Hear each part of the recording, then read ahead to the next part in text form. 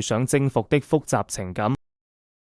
本世子的身子，赤家衛剎住嗓子，手指勾住他早已凌亂的衣襟，喜慶的肚兜也露了出來，語氣帶住幾分戲中的輕佻與霸道，自然是為了夫人，死而無憾。這句話像是點燃了最後的引信。Charming Y 猛地仰起頭，雙手捧住他的臉，眼神中燃燒住女將軍特有的侵略性。既是洞房，世子豈可如此軟弱？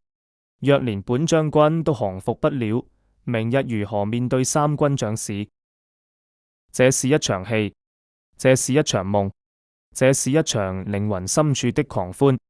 赤家衛被這股霸氣激得渾身一震，心底的野獸徹底甦醒。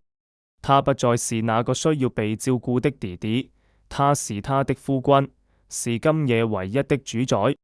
漠北之戰是有心之人設計的死局。世子加入軍隊，戒了江離的死劫，一切化險為夷。現在世子算是江家軍的救命恩人。今日全軍的將士都真心誠意恭賀世子和將軍結為連理。夫人好大的口氣。赤家衛低笑一聲，猛地將他的雙手舉過頭頂，單手扣住，另一隻手則是無忌憚地在他身上點火。今夜本世子便要讓夫人知道什麼叫體力充沛。